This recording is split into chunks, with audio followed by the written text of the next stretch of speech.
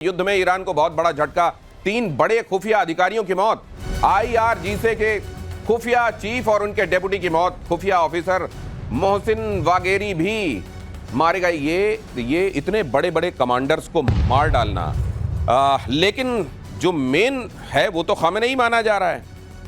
देखिए, जो ये कमांडर्स हैं, एयर डिफेंस चीफ को मार दिया, इंटेलिजेंस चीफ को मार दिया, IRGC के चीफ को मार दिया। तो 3 उनके मेन इंस्ट्रूमेंट्स ऑफ पावर हैं, वो चले गए। न्यूक्लियर साइंटिस्ट को मार दिया। और ये बंकर बता रहे थे, गौरव ने याद दिला दिया, GBU 57 है बॉम्ब जो जाके नीचे तक मार सकता है। उसकी 2 स्टेज की है। GBU 57 अमेरिकन बॉम्ब है, उसे मैसिव ऑर्डिनेंस पेनिट्रेशन बोलते हैं, MOP।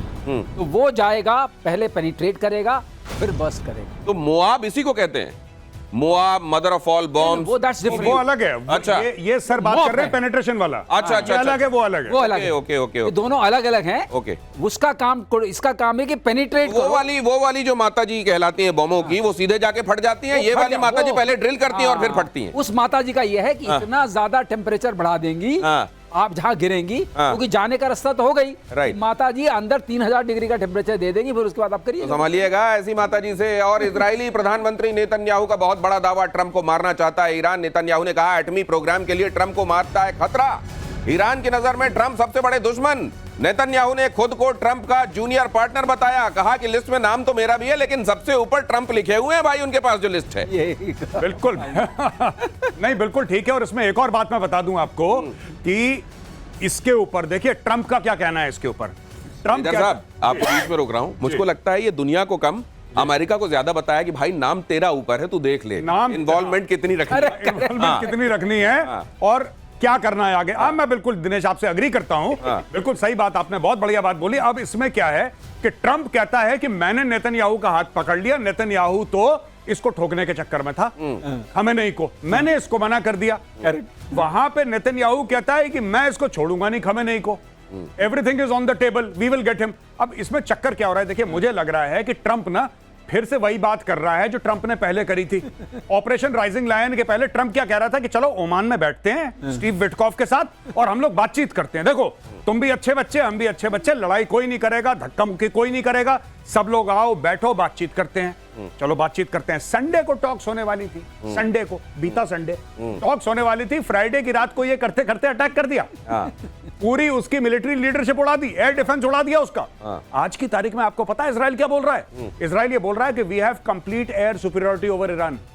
उनका स्टेटमेंट आया, वी हैव कंप्लीट, और सर बताएंगे what is the meaning of complete air superiority. क्या है दिनेश? कंप्लीट एयर सुपीरियरिटी का एक दृश्य भी आया था, वो उस एयर स्पेस में रिफ्यूलिंग कर रहे हैं, एयर टू एयर रिफ्यूलिंग कर रहे हैं। ये मामला बड़ी शांतिपूर्ण जगह होता है, वो आराम से कर रहे हैं, जैसे कोई खतरा ही नहीं है। अब बताइए, ऐसे माहौल में आपकी एयर स्पेस गई हाथ से, आर्मी काम नहीं कर सकती क्योंकि there is a difference of 1000 kilometres. अब आपका मिसाइल्स बच गई हैं। मिसाइल्स में अगर आपका वो नहीं जाता, जिसको आप लेके पौवा कुछ लोग कहते थे पहले, तो वो है नहीं, क्योंकि वो तो मार दिया। अब ये जो बता रहे थे, उसमें एक चीज और याद आई, जो गौरव ने बताया कि ऊपर उन्होंने पूरा साफ कर दिया। ऊपर सारा उनका वेंटिलेशन सिस्टम होता है, सारा उनका सर्वाइवल सिस्टम ऊपर होता है। जो पहाड़ के ऊपर था वो तो गया, तो नीचे सर्वाइवल सिस्टम है नहीं। फिर आपने एक मदर ऑफ बॉम्ब्स की बात याद दिलाई थी, माता जी की, तो वो भी लग जाएंगी। तो अब बचा क्या? तो बचा ये क्या कह रहे हैं कि बचा है, और इजराइल कह रहा है बचा नहीं है। तो ये बचा कितना है? ऊपर रोशनदान, खिड़की, दरवाजे ऊपर से जो खुलते थे वो सारे बंद हैं, और फिर वो मदर ऑफ ऑल बॉम्ब तो इंतजार कर ही रही है। अगली खबर देखिए, ईरान से लोगों के भागने का वीडियो सामने आया। इजरायली हमलों से डरकर भाग रहे हैं लोग। तेहरान में सबसे ज्यादा लोग घर छोड़कर भाग रहे हैं। तेहरान में दहशत से तेज हुआ पलायन, तेहरान में सबसे ज्यादा इजरायली हमले। और अब तेहरान को यह कह भी दिया इजराइल ने कि तेहरान वालों सावधान रहो। वो इसलिए भी क्योंकि इजराइल में जो नागरिक ठिकाने हैं उनको निशाना बनाया जा रहा है। तो ये कहा गया है कि सेम टू यू तो करेंगे हम। नहीं, इन्होंने फारसी में ट्वीट करा है, और इन्होंने इजराइल की सरकार ने जो नागरिक है वहां के, ईरान के, उनको एड्रेस करा है कि देखिए हम दयावान लोग हैं, हम दयावान है, बड़े दिल वाले हैं। हम आपको पहले बता रहे हैं कि आप निकल लो। मलबा बनने वाला है तेहरान, ठीक है, तो आप लोग पहले निकल लो। और फिर अपनी तारीफ करते हुए इजराइल ये कहता है कि देखो ऐसा कहां होता है दुनिया में जो 3 दिन पहले कोई बता दे कि मलबा होने वाला है। पहले से बताकर आपको निकलने का टाइम देकर, अगर आप उसमें देखेंगे वो विजुअल्स इस समय बड़े राउंड कर रहे हैं, तो एक तरफ डिवाइडर के इस तरफ लाइनें लगी हुई हैं, उधर से आने वाली 1-2 कारें हैं जो तेहरान के अंदर एंट्री ले रही हैं। अगली खबर देखिए, खमेनाई पर अटैक करना इजराइल के लिए मुश्किल, तेहरान के सबसे सुरक्षित ठिकाने पर खमेनाई की जाने की खबर। लाविजान के एक बंकर में अंडरग्राउंड होने की संभावना। अब अगर हमारे पास ये खबर है कि लाविजान के बंकर में है भाई साहब, तो फिर ऐसी कौन सी जगह है जो दुष्कर है, दूभर है उन लोगों के लिए, जिसका नाम इजराइल है। यहां ईरान का सबसे सुरक्षित ठिकाना बताया जाता है लाविजान। ये तो वही वाली बात हो गई कि अगर तुम ये बता दो कि मेरे बैग में आलू रखे हुए तो मैं सारे आलू तुमको दे दूंगा।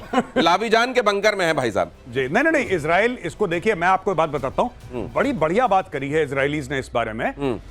लगातार नेतन्याहू संपर्क में है जो वहां के लोकल लोग हैं, और लोकल लोगों से यह कह रहा है, उसको पता है कि लोग पहले विद्रोह कर चुके हैं कई बार खमेनेई के खिलाफ, खासतौर से उस हिजाब के केस में लोग आ गए थे, 100-200 लोगों को गायब कर दिया था, जान से मार दिया था। अब नेतन्याहू कह रहा है कि देखो, मैं आपको, आपकी इज्जत करता हूं, मैं आपसे प्यार करता हूं, और इस लड़ाई में आपका कोई लेना देना नहीं है, मैं ये भी जानता हूं, इसलिए जो एक्चुअल में वहां पे असुर शक्तियां हैं, हम उनको टारगेट कर रहे हैं, हम आपको टारगेट नहीं कर रहे। पहली चीज। दूसरी बात है कि मैं ये चाहता हूं कि आप अपने अधिकार के लिए आज खड़े हो जाएं और आप विद्रोह कर दें खमेनेई के खिलाफ। तो ये भी एक बात चल रही है कि विद्रोह कर दो, इसको निकालो, इसको ये किसी बंकर में छुपाओ। एक बार लोग गुस्सा हो गए ना, एक बार लोग पीछे पड़ गए, तो लोग वो कर सकते हैं जो मदर ऑफ ऑल बॉम्ब्स नहीं कर सकता। फिर भीड़, अगर उसमें पगला गई भीड़, तो वो इसको निपटा देगी। और यही कह रहा है नेतन्याहू कि तुम लोग उठ जाओ और बगावत कर दो इसके खिलाफ। और इसी में अगली खबर देखिए कि चलती कारों में धमाके से दहला ईरान।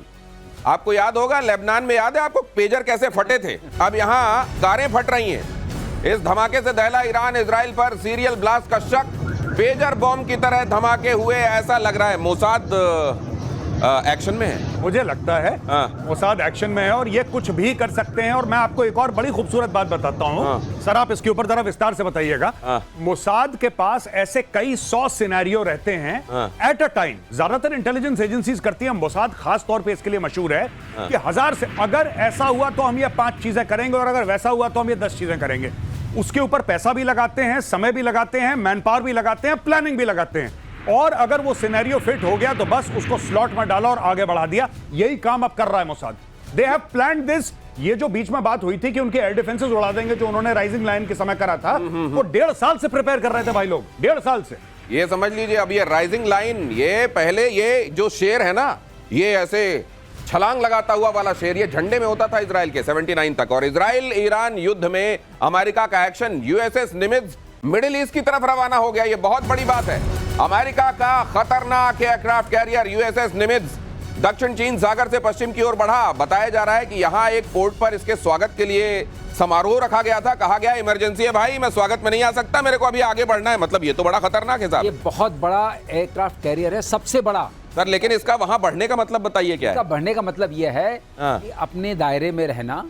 अगर उसको पार करोगे, देखिए यूएस ने कहा है हम नहीं जाएंगे ट्रूप्स लेके, सब लोग समझ रहे हैं नहीं जाएगा, लेकिन यूएस ने यह भी कहा है कि हम इंटरसेप्शन में हेल्प करेंगे।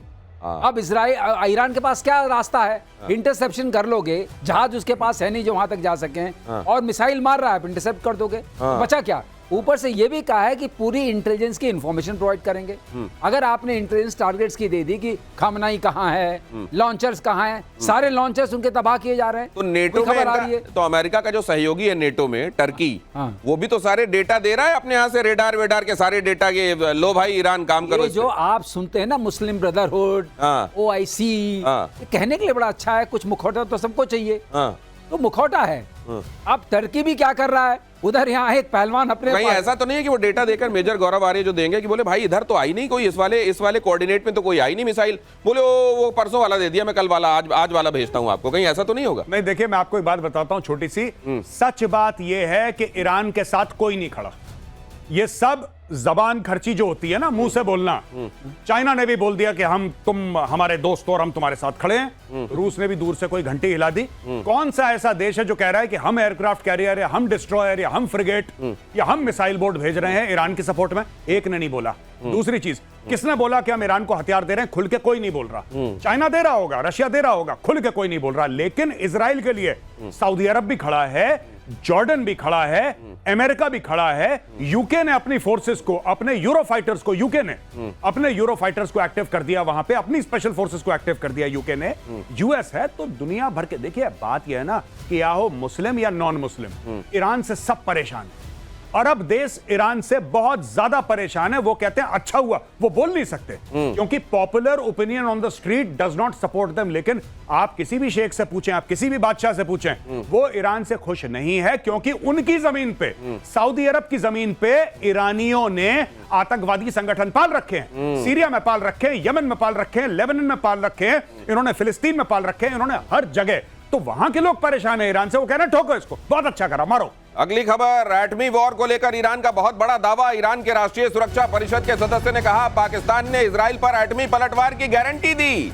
ईरान पर न्यूक्लियर बॉम्ब गिरा तो इजराइल तबाह, पाकिस्तान भी इजराइल पर गिराएगा एटम बॉम्ब। और जैसे ही यह खबर ईरान की तरफ से दी गई, इस्लामाबाद से आवाज आई, नहीं नहीं हम नहीं हैं, हम नहीं है भाई साहब, हम इसमें नहीं है। ये पता नहीं कैसे उन्होंने बयान दे दिया, हम इसमें शामिल नहीं है। मैं तो वो पाकिस्तान को जैसे ही पता बोल दिया होगा, पाकिस्तान लाहौरी तो बकवास करने में नंबर 1 है। लाहौरी ने चिपका दिया, ठीक है कि ऐसे भी चले जाएंगे, कोई दिक्कत नहीं है। फिर बाद में बोल दिया कि जी मैं तो मजाक कर रहा था। मजाक तो ये नहीं, उसने सोचा, ईरान ने सोचा मुस्लिम ब्रदरहुड के नाम पर पाकिस्तान इतना तो करेगा ये लेकिन फिर इनको लगा नहीं कि यार कम से कम कह ही दिया है। वो जो शोले में एक डायलॉग है कि पार्टनर अब बोल दिया है तो देख लेंगे। इसने बोला तो ये बोला कि भैया मैंने चुपके से बोला था, तुम खुले खुल्लम खुल्ला बोल रहे हो। अच्छा, मैंने कान में फुसफुसाया था कि ऐसा होगा तो मैं देख लूंगा, तुमने सार्वजनिक बयान क्यों दे दिया? तुमने दिया बयान, वो हमें मार देगा, हम ऐसे ही बैठे। मैं एक बात बताऊं, ये ईरानी जो है ना, ईरानी ये लोग मुझे लगता है बड़े मासूम है। ये लाहौरियों के चूरन के चक्कर में फंस गए। इनको लाहौरियों ने चूरन पकड़ा दिया कि तुम चिंता मत करो, देसी भी मुसलमान थे, तुसे भी मुसलमान, अगर तुम्हारे ऊपर न्यूक्लियर स्ट्राइक हुई तो हम तेल अवीव को तबाह कर देंगे। ये बोला इन्होंने। उसके बाद ये खुश हो गए कि भाई देखो न्यूक्लियर पावर हमारे साथ खड़ा हुआ है। जैसे ही इसने अपना बयान सार्वजनिक करा, पाकिस्तान ने वही पुराना बयान अपना दिया। मैं तो मजाक कर दिया। मतलब ये कि असल में पाकिस्तान की तरफ से कही हुई बातों को ईरान ने कुछ ज्यादा गंभीरता से ले लिया और उस गंभीरता पर अमल करते हुए जब सार्वजनिक उसने बातें की तो पीछे से आवाज आई, अरे ये तो ऐसे ही कहा था मजाक में। अगली खबर देखिए, ईरान पर इजराइल की एक और चोट, कुद्स फोर्स कमांड सेंटर पर अटैक। आईआरजीसी की एक गुप्त शाखा है कुद्स फोर्स, और कुद्स फोर्स पर इजराइल में आतंकी हमले का आरोप है। तो मतलब कोई भी विंग, कोई ऑफिशियल हो, अनऑफिशियल हो, अंडरग्राउंड हो, कैसे भी हो, उसको छोड़ नहीं रहा है इजराइल इस बार। दिनेश, आपको ऐसा नहीं लग रहा इजराइल के अटैक्स पे, आप सोचिएगा, आपको ऐसा नहीं लग रहा कि इजराइल ने एक हिट लिस्ट बना के रखी है? लग रहा है ऐसा। हिट लिस्ट बना के रखी है, किल लिस्ट बना के रखी है, और उसके हिसाब से अच्छा ये टिक, ये फिर गया, ये आईआरजीसी का गया, ये कुद्स फोर्स का गया, ये इनका एयर डिफेंस वाला मामला गया, ये इनके आर्मी का गया, ये एयरफोर्स वाला गया। ये एक एक करके मार रहे हैं और एक एक करके टिक लगा रहे हैं उसके आगे कि ये भी निपट गया, ये भी निपट गया। पूरी की पूरी टॉप मिलिट्री और इंटेलिजेंस लीडरशिप भाइयों ने साफ कर दी है। अब देखिए दूसरा बंदा आएगा, उसको टाइम लगेगा सीखने में, उसको टाइम लगेगा एडजस्ट करने में, और ये उसको भी निपटाएंगे।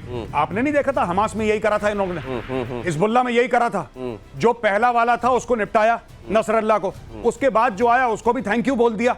अब वहां पे कोई है ही नहीं। तो यानी कि सर काट दो, जब आप सर काट दोगे तो शरीर तो ऐसी जमीन पे गिर जाएगा।